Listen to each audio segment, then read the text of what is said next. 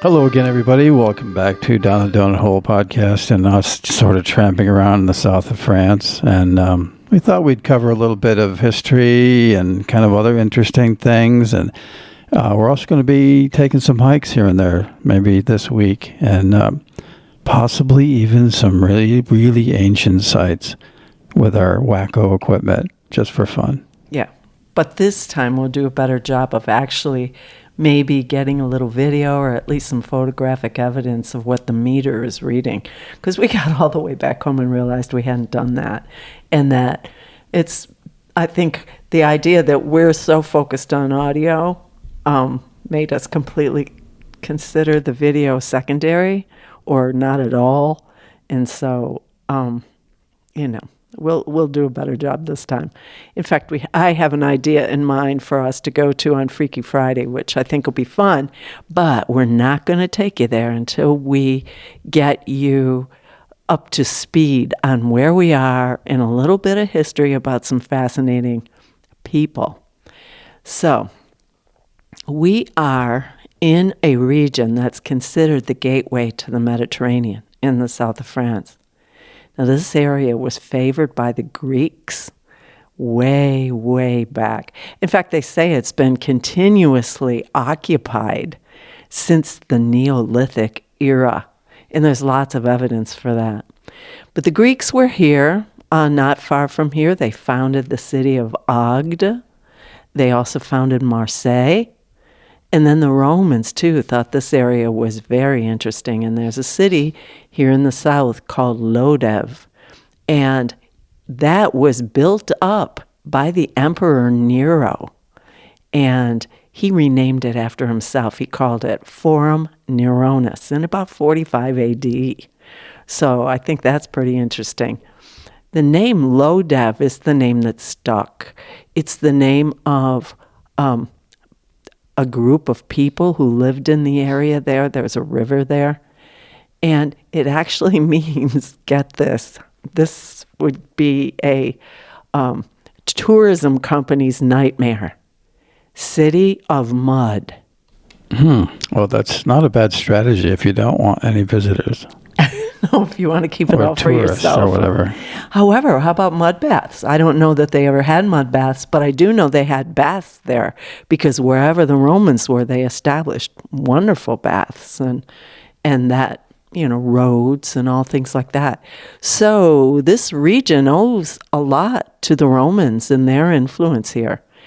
The concept of the city of mud, I was reading in one book and they said that name, Lodève, City of Mud, had a way of sticking, much like the substance itself.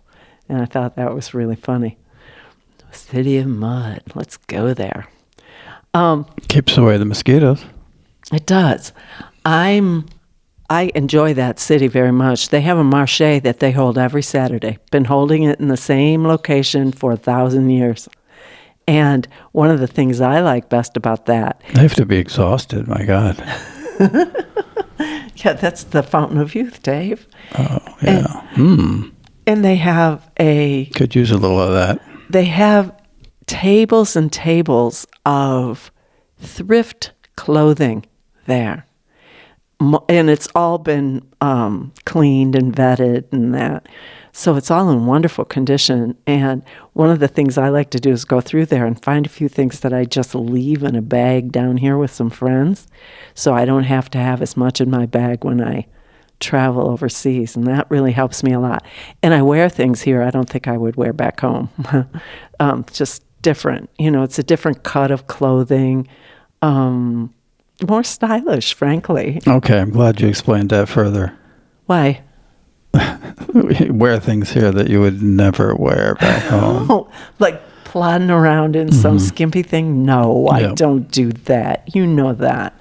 I'm too self-conscious for that kind of thing. I admire people that, get away with that, but I'm not one of them. So I'm kind of a mousy thing. I suppose. But it is nice that nobody really cares down here. I mean, you can do your thing, whatever. Yeah. And a lot of get outraged. Oh my God, look at that. No, they don't care. They really don't care. I love Lodov for that marché. They sell plants. You can go by there. They have like wagons full of cheese. They have crustaceans. There's like a fish wagon. There's a butchery wagon. I say wagon, I mean cool vans, like food truck kind of things that they set up.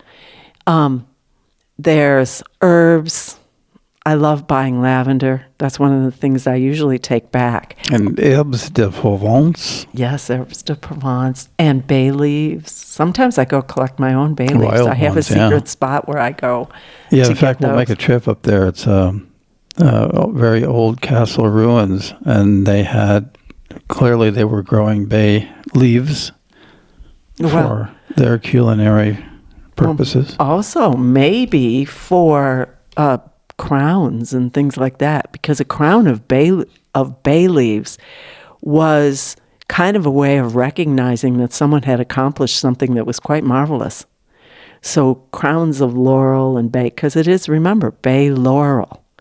So you see sometimes images of like Julius Caesar and that, and they have a crown of leaves that are forward facing a little bit. Those are bay leaves. And this place, the bay trees, the laurel trees, are huge. And they are indeed the ones that can be used for culinary purposes, which I appreciate. And there's something really great about picking your own ones. I like that a lot. And because I have a goodly supply of them, I tend to use them a lot in our cooking here especially. I have taken some home, but you always worry about that, whether that's going to be favorable coming in or not. But I've never had a problem with it. So we will do that. This area, Lodov, is famous for a cathedral. The town itself is kind of, how's a good way to put it?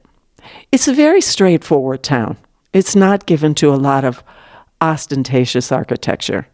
Would you agree? Would you say that's Yeah, fair? it's not set up for tourism, that's for sure. I mean, they do have a tourist office, a good one actually, and there is a lot in the area. But, at first glance, no, it doesn't look like a tourist town, no. Well, that's part of what I like about it, to tell you the truth, because you go there and you're getting the local experience. They know where the good places to eat are. Sometimes in the big cities, obvious tourist restaurants and things like that are absolutely the place that you should avoid, because A, the prices are going to be higher, B, they're going to be catering more toward a fast food sensibility. But if you go to the restaurants that the locals like, you're much more apt to have an authentic local type meal, which is always nice when you're traveling. And it won't be, real expensive. You'll be able to get a good deal on that. So Lodov is a great place. The bus service from there to everywhere is fantastic. And that marché, wonderful. And so that's a big attraction for me on Saturday. Now again, about the cathedral. That cathedral was built by Bishop Fulcrum, now considered a saint, long ago declared a saint in the Catholic Church. And it says that he first built it and dedicated it to a different saint. Something. I can't remember what the name is. But after his successful 57-year reign, I'll call it, as bishop of this area, it was renamed for him. So I think that's pretty cool. It has absolutely beautiful stained glass windows, and it's large. It is, I remember, Saint Geniez, Geniez, and then it was consecrated in 975 AD. What's cool is Fulcrum himself, I think, was born in early 900s. And he didn't die until 1006. And during that period of time, his focus was very much like our recently deceased Pope Francis. He very much focused on the poor. He established good hospitals. He revamped hospitals and medical facilities that were already in existence. He set up... Focused on the poor. That's all there was back then, wasn't there? I mean, oh, no, because everybody was poor. No, this area had been a Roman fortification. And so they had a lot of soldiers. Now, they're not poor. They're just working guys. You know what I mean? They'd be akin to our middle class. They get paid. And their families, a lot of them, if they were stationed in a place like Lodov or something like that, their families would come. They would take residence. And, the commerce would happen back and forth, buying things, selling things. And so, there was money around here. But for the poor, he'd set up like food pantries, bread lines, things like that were very reliable. And so that was a real strong mission of his. St. Fulcrin, Bishop Fulcrin, was also very good at getting people to donate to his projects, including the building of the cathedral. And so there's one story that I read about him that kind of gives you a clue to this personality. Apparently there was one guy who left all of his wealth to the Catholic Church, St. Fulcrin. And then on his deathbed, he'd been sick for a long time. On his deathbed, he decided that he wasn't going to leave it to the church. So he left it to his family, and then he passed away. Well, good man. When word of that got to St. Fulcrin, he went right over to the guy's house, lifted him up, raised him from the dead, so the tale goes, and made him sign papers to stick with his original bargain.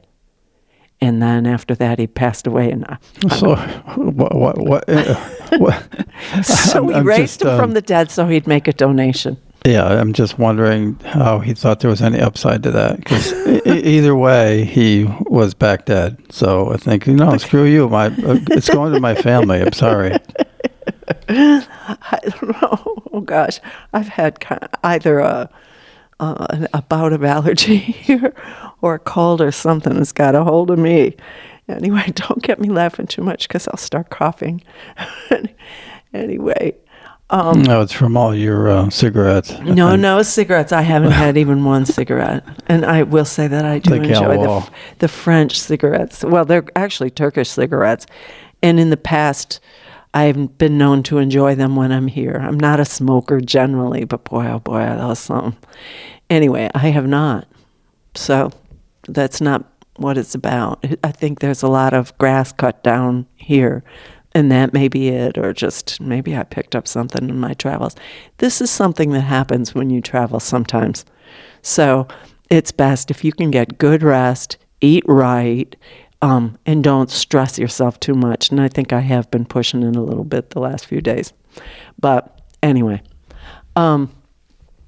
another story about him, apparently, he kept a good track on what people were saying about the church and whether any representatives of the church were, sticking with the official church recognition of topics, you know what I mean, to make sure that they were squaring up with the church view, the large church view of things.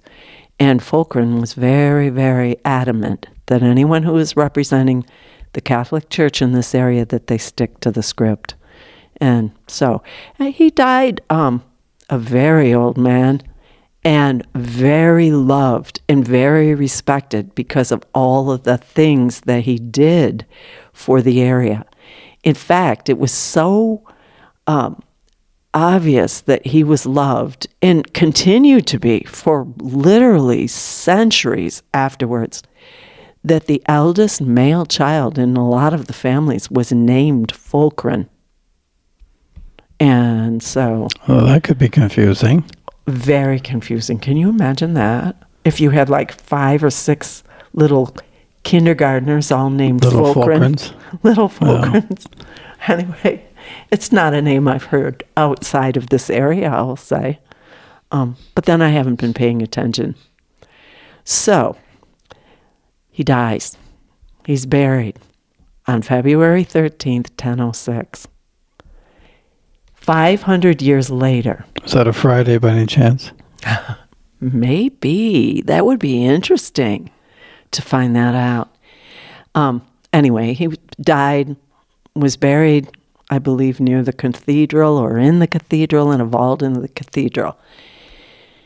500 years later, big war, big conflict between the Huguenots, the Protestants, and the Catholics in Lodève. And the Huguenots went into the cathedral grounds, dug up poor old Bishop Fulcran, and dragged his 500-year-old carcass around the city, which was horrifying to all of those people who revered him and held him in high esteem. So, they're dragging him around the city. They tried to impale him on a lance. They tried to... After 500 years, he would just be a skeleton. He wasn't. He wasn't. That's what they say. He was not. His body was intact, but pretty desiccated, pretty dried out. And I would guess that his skin, if it was intact, would be quite leathery. Anyway, it seemed to be impermeable to lances and knives. And the legend goes that, try as they might, the Huguenots were unable to pierce the skeleton so that they could, hang it up as an affront to the Catholic population of Lodève. And I'll take a break here, and I'm going to say that Lodève has always been interesting because it's always been quite eclectic. Its coat of arms features a Jewish star, an Arabic crescent moon, and a reference to the Christian cross. And so those three major religions have big populations in the city of Lodève, as do the Buddhist religion. Apparently there is a lot of Buddhists who have centered themselves here in France, and that's a tradition that's gone on for a very long time. Yeah, that's just up the hill from Lodève. Also, there's a Buddhist temple. They do a lot with inviting people to come up for meditative sessions and just a spiritual reset, just a way to calm your spirit down. So I think that's pretty interesting because now there's a whole line of tourism that's looking for places to go and programs that people can participate in along those lines. Yeah, and there's quite a bit in that area. And maybe for that reason, I don't know, yoga classes and various meditative instruction and that sort of thing around. Yeah, I think that's an interesting thing. It's the same with the kind of tourism that we do, the off-grid tourism. There's a lot more of that than there used to be. When we first started doing this, no one was interested in that. When people got away for a holiday, they wanted to go somewhere that was more luxurious, certainly, than camping, and something that was easier than the rigors of their own life. And that is not so for this kind of tourism. It's a lot more rigorous, but it helps reconnect you to all the systems that you need to survive and be comfortable and all of those other things. So, back to my story about Bishop St. Fulcran.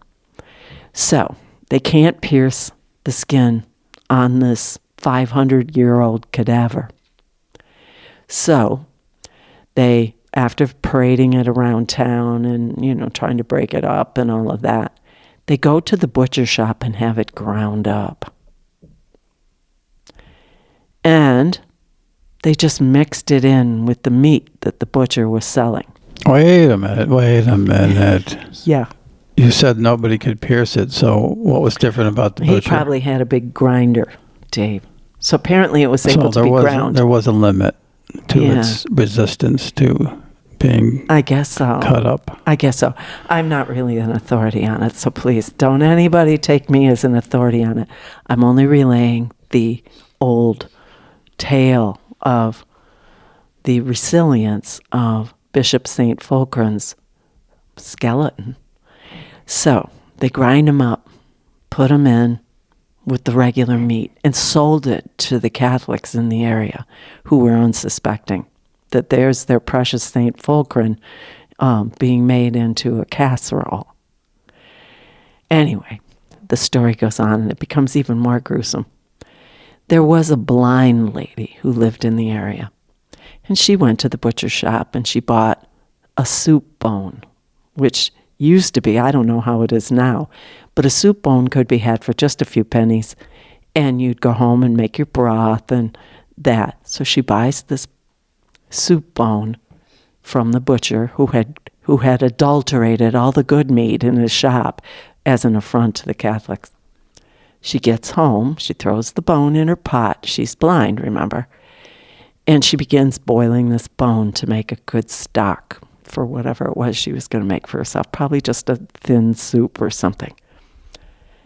The lid on the pot will not stay on the pot. It just won't. It keeps popping itself off. She's never had this problem before.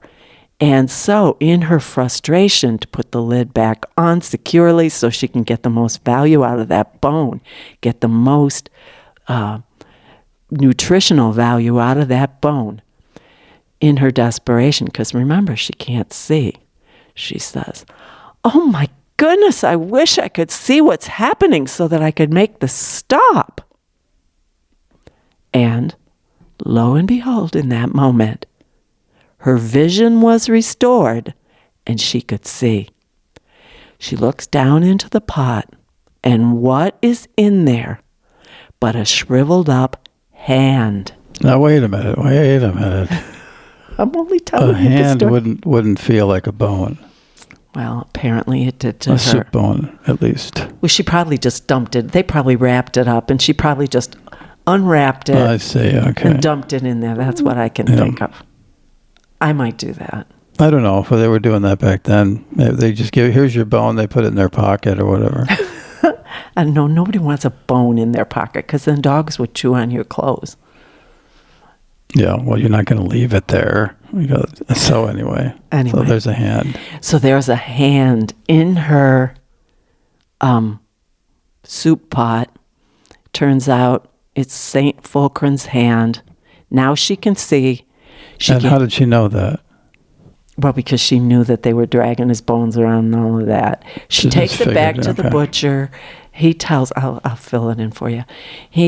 She takes it back to the butcher. He tells her, oh, that's St. Fulcran's hand. She takes it over to the current bishop of St. Fulcran's Cathedral, and other people go around town, collect up broken bits of bone. They tried to set fire to the cathedral. They tried to set fire to Fulcran's bones, and indeed they did burn most of it. So nowadays, currently, the cathedral keeps a small reliquary of St. Fulcran's bones there.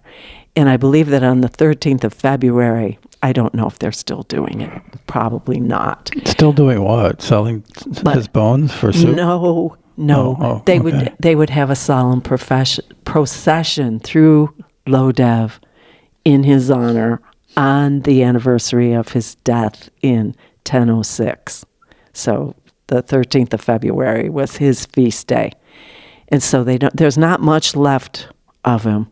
But it's always in the tradition of old churches, Catholic churches, reliquaries holding relics, bones usually, or sometimes it's as much as one digit, one finger from a saint, brought special significance to that edifice because there was a part of a recognized saint invested there. And so that is the significance of that. And this is not uncommon. The story I'm telling is not, it's something that A lot of churches have consecrated relics in that. I'm telling this story because what we understand or what we think we know about the birth of St. Fulcran is that he came from a reasonably well-off family, from an area with a mill of some sort. None of it is for certain because all of this, the biography, this little biography, what we do know of him was written by one of his successors. He didn't, give a lot of information about his own self. Oh, we do know from those records that he was very young man. He was only 30 when he was offered the bishopric, and he was very nervous about that. So he delayed some time before he accepted. And then when he accepted, obviously, his legacy is well known and well respected, and he became very loved in the area. Now, so if we wind back the clock, we're going to have some fun maybe this week and take a hike and see if we can find. The legend is that there's some sort of little cave or something that he was born in. That there's a little grotto with a chapel on site, actually a dual-facing chapel, and that beneath that chapel is a place where some people say he was born. So we're going to try and find that and take our wacko instruments just for fun, like I said at the head, and who knows, I understand it's very small. You have to pass through a small wooded area. You have to cross a stream. It's out in the woods, like literally. Yeah, that's what we understand. You have to hike and bushwhack and things like that, as far as we know. We will take you with us. We'll probably shut down the recorder at some point during the hike so that you don't have to listen to the crunch of our shoes. But I think that might be kind of interesting to see if we can find this place. And it is not, any search online does not say that he was born in this remote area. It doesn't say anything. It says it's unknown. So who am I to say it isn't true? I haven't seen a bunch written about it. It's just kind of a local tradition that we were told about a long time ago by a person that lives in this area. And so we'll see what we can do about finding it. We'll find it and vibe it out a little bit and see. Yes. Now this area, I have to say, is quite fascinating. Much of the soil here is brick red. Think of a dark, almost purplish orange brick. And those are roofs. R-U-F-F-E-S. Not like a ceiling kind of roof. These are roofs. They're like ruffles. That's really, I think, the origin of the word is ruffle. And they are like long, rolling tubes across the ground. And the origin of those is volcanic flows. So this whole area in the south of France, a great percentage of it, was volcanic, a ring of fire, way, way back in Earth's early history. And the geology here is fantastic. You can see those roofs, those brick red roofs, or I call them ruffles because they do look like ruffles. You can see that. And if you go early in the morning, you can try to climb it, but it's real slippery because it breaks easily. It doesn't hold a person's body weight very well without cracking up into a million little pieces, which then becomes very slippery.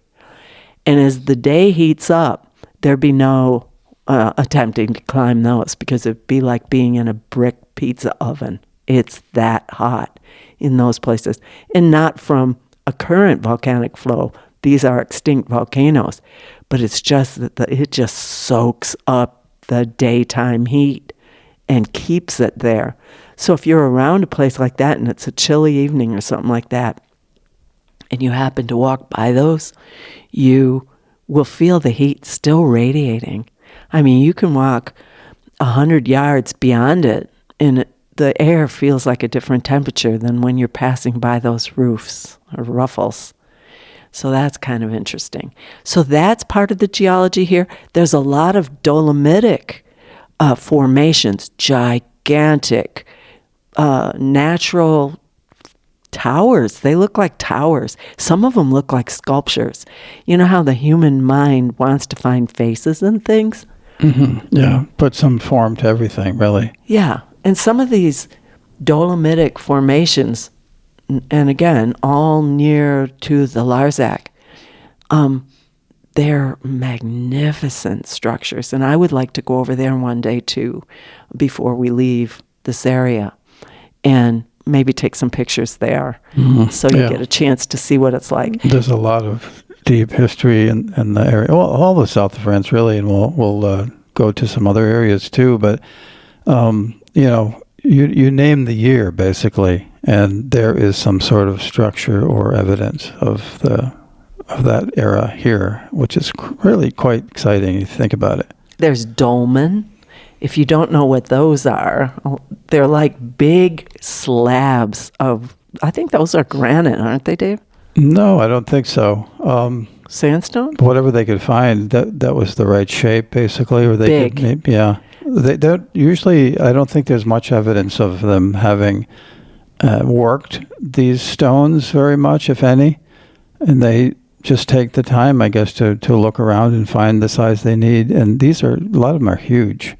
You don't know how they were able to lift them into position, but if you think of the Greek letter pi, that's kind of what they are. There's like 3 stones involved, and there's 2 uprights and a top. And the 2 sides kind of lean in toward each other, and the top, great big huge stone slab, rests on top. And you usually have to kind of crouch down to get in them. Few of them are tall enough that a person, especially our height, not that I'm especially tall, I'm not, but I think human beings were shorter than they are now. But you kind of crouch down and get into them, and a lot of them are said to be aligned with certain astronomical orientations. Yeah, there's still a lot of speculation about what they were for, and but certainly the age is incredible. I mean, you're talking thousands and tens of thousands of years BC. And amazing. The energy around those is really fantastic too, and I wouldn't mind. We'll find out.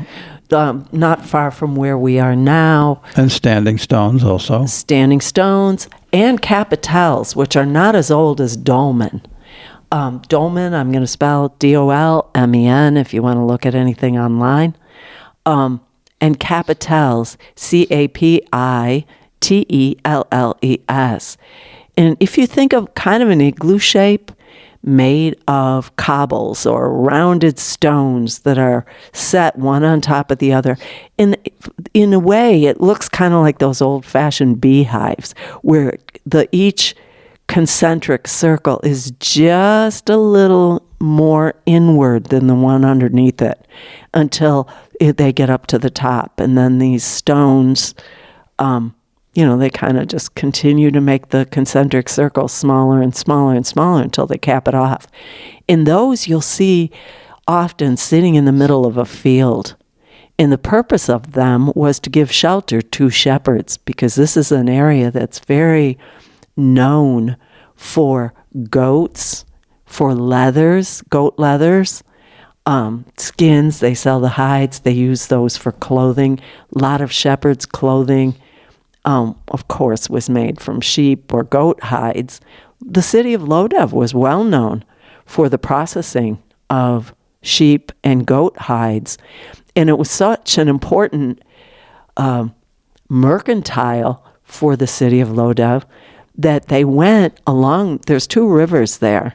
They went along 2 rivers, and both rivers have fairly alkaline water quality, which is perfect for the processing of hides.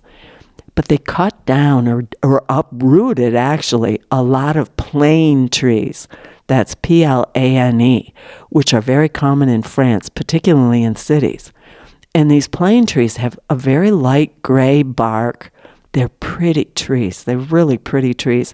And you often see them on the entrance and the exits of little towns, villages, and that sort of thing. You can tell that they were planted there, that these are not just haphazard wild growth. but they cut them down because they didn't want to stain the hides.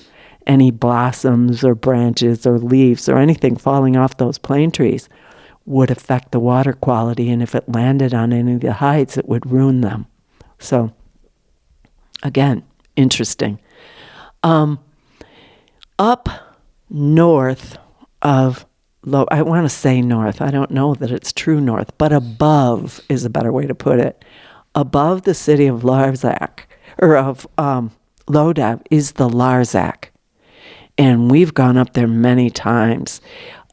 It's on the Knights Templar route. There's a Templar fortification up there. Mm-hmm. Yeah, very well preserved. Yeah, maybe we'll go there too. That's a walled city that the Knights Templar built, and it's quite fascinating. The streets are really skinny. You know, you could picture maybe somebody being able to ride a horse through there, maybe two side by side, but not much more than that.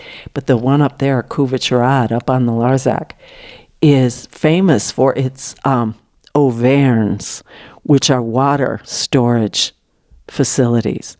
And because this was on the Knights Templar route, a lot of people that were on pilgrimage, on crusades, stopped there on their journey. And so they had to have a goodly supply of water to make sure that they could take care of everybody.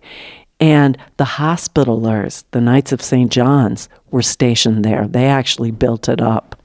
And so that's really fascinating up there. And there's a feel in those places that, you know, sometimes when people talk about a certain vibe places, you want to roll your eyes and think, oh, here we go, some more new age stuff. But it's true. You go in a place like that, and it's a whole different feeling. Much more steeped in history, I guess. You have a feeling that these are ancient places, and that if you could put a microphone to the walls and get echoes of the voices. Wacko equipment that might detect something. Yeah, maybe I think part of it, it is. If you know you're going to a place like that, you know a little bit about the history and everything, and so you're kind of pre-prepping your brain, so to speak, to experience something different. So I think you're sort of in the mindset a little bit. So there is that factor working, but you can tell the difference. I think sometimes you just because if you go from one historic site to the other, in other words, they don't feel the same. Exactly. You might have the same pre-prep in your brain to go there, but you don't always have the same experience. So there is something different about the site, I think. Well, that is really a wind-blown area up there. It can be very hot down in the town in Lodève, let's say, or over in Clermont-Larreau, which isn't very far from Lodève, or anywhere in between. It can be quite warm, but up there on the Larzac, there's a sharp wind that blows. I think it's close to the Pyrenees. Am I right about that? No, not particularly close, but it has to do with the altitude in general. Of course, they share that same environment, kind of depending on what your altitude is. And the sheep wool is especially wonderful up there because it's so cold. So is the cheese, Roquefort. Yeah, the Roquefort cheese. All of the goat cheeses up there. And we went one time with the kids. Remember, we visited the caves up there, the Roquefort caves. Oh, yeah, we did. Yeah, it's not generally popular with a lot of people that we know, at least. No, the Roquefort cheese. It's an acquired something taste. You have to get used to. But once you do, oh my. We'll talk about cheeses on another one. I think we'll have a cheesy podcast. Yeah, we'll have a cheese tasting. What would be good is if everybody could go get samples of cheese and try these, even if it was just a teeny little bit, so they could try some of the ones we're talking about. France itself, I think, has some crazy number of different kinds of cheeses. It's upwards of 300 or something like that. So there's a lot out there, and they take it very seriously. Oh, as you can taste. Yeah, if you go to a fromagerie, which we actually haven't been to, like a purpose sort of store. Very, very. That's all they do is cheese. Okay, and there's a lot of seriousness about all of that. Oh yeah. And, they'll things like, for instance, if you're going to try a certain kind of cheese, it's got to be like a certain time of the day, or you have to have, a certain temperature. Yeah, I'm not sure that, I'm completely accurate with all that, but it's more of a ritual. It's science. extremely serious business. But it's also enjoyable. That's why it's so good. That's the same, exactly the same thoughts of the wines. In the Low-Dev region, years and, centuries back, they had wine, of course, but they got a lot of immigrants. All of these people that we talked about before, all of these different religions, they had a lot of Algerians who came here. A lot of them set up weaving of rugs, and that they made hand knotted rugs. They made tapestries in this area. So cloth and the production of rugs and wool from the Larzac region up there, where the wool is so dense and wonderful because of the icy breezes, I'll say. They needed wine. And so they were producing this local wine that they call, in a very denigrating way, plonk. Have you ever heard that word? Plonk, yeah. When you throw a stone in some water? No, just Plonk. Mm-hmm. And so if you ever have a glass of wine that tastes pretty nothing, pretty horrible, it's plonk. Anyway, what they would do is they would grow their wine They have locally. a lot of words for that, actually. But there's other ones that they use, too. What's that one I was trying to remember? There's Vinasse, and there's also... what was the other one? Pinard, Pinard. Okay. They both refer to the same kind of concept. Kind of a poor quality wine. No, don't drink this. Anyway, this plonk, they would go and produce their own local wines, not a particularly wonderful output, and then they'd add sugar to it and kind of boost the strength of this wine, and they would sell that. And the real serious wine growers in the area were furious about that, because the proliferation of that was bringing down the reputation of wine from the whole area.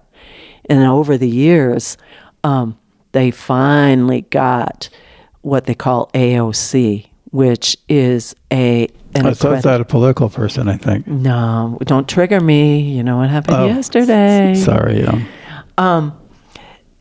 It is an appellation, a name, and an appellation. What's the O stand for?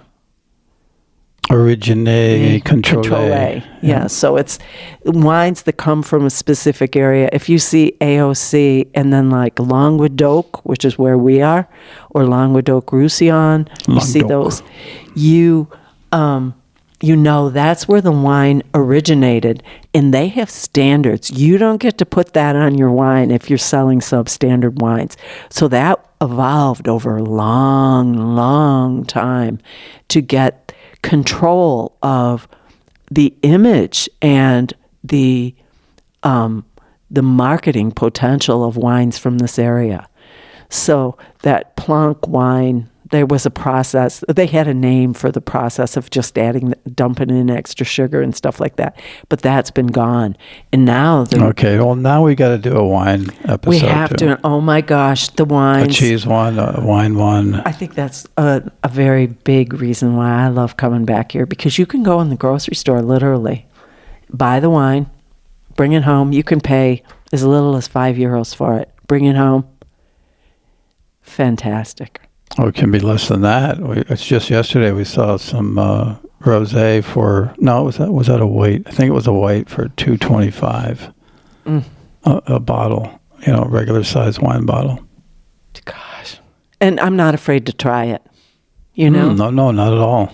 And the thing is there will be some you like better than others. We have our favorites. In fact, where we are now is really, really, really close to my favorite vineyard. And there's a difference, I will say. There's a big difference. But you can't go wrong. And this still is is not as discovered as Provence and Burgundy and some of the other wine-producing areas of France. And it's fun to try. It's fun to have the tastings. Yeah. And if so you we'll do a combine the show. wine tastings with the cheese tastings, wow. Oh, you got to, yeah. Should be a part of it anyway. Well, one of the things with the cheese is that helps keep your teeth nice if you're consuming quite a bit of wine. They always say you should have a little piece of cheese after you've had wine because it helps neutralize some of the acids that are, still in your mouth from the wines. I'm never in a hurry to do that because you have those wonderful, wonderful flavors. And so I take my time about doing that, but it is nice to do.